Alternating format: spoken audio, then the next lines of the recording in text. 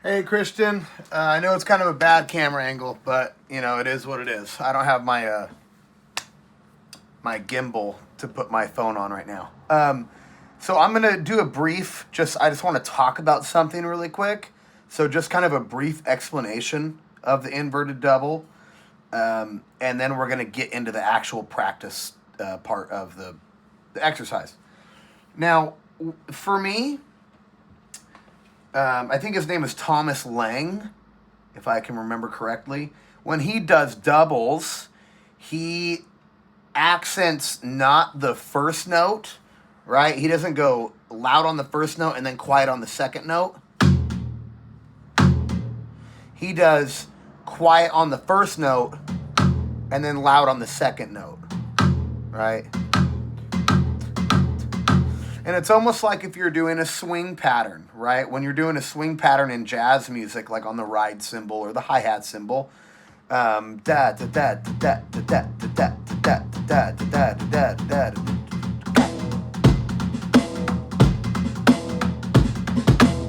I'm accenting the second note, right? I'm going hit lightly and then a hard hit, right? Boom bam, boom bam. Boom, bam, right? Ba, boom, ba, boom, ba, boom, ba, boom, ba, boom, ba, boom, ba. And that's kind of what I'm doing when I'm doing the inverted double. So if I were to over accentuate that, right? Let's say I'm doing the inverted double. Now, again, I'm just going to do a little bit of talking at this part, and then we'll get into the practice section. When I'm doing the over accentuating part, of making my second note a louder hit, right? I'm also kind of over accentuating what the body movement is too, right? So if that first hit is quieter, my wrist and my hand and my arm is already kind of coming up, and it's like a ghost note, right? Like this kind of a thing. That way, I can come down with power. Right? So.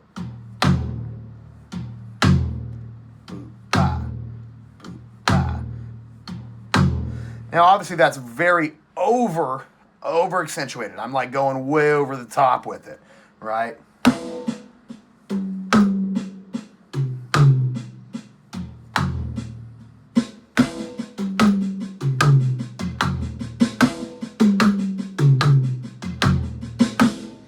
Right, you can hear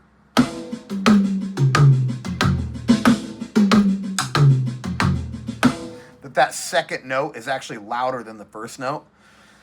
Now that's if I'm over accentuating it. When I get into it, I can kind of relax that a little bit. I don't have to like really over accentuate the body motion and the sound, but I want that feeling to kind of come out with that second note being a little bit more powerful, right? Because we talk about in the classes, sometimes what I don't want is my arm to make a motion and it hits, and then leave my do the main hit motion, right? And then the second one is the ghost note, right? Or I want to be in control of both of those. And so to be in better control of both of them, I end it stronger. You can hear that second note is louder.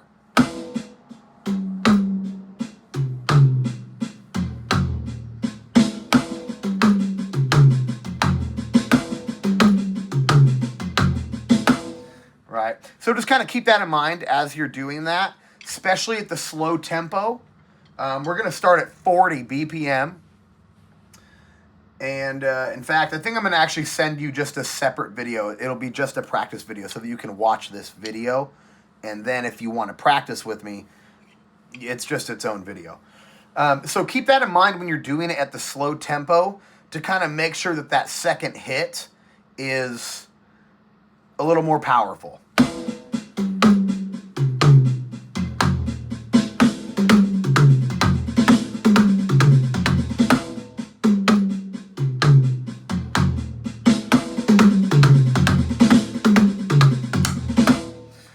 right? Now, as I start getting like way high in tempo,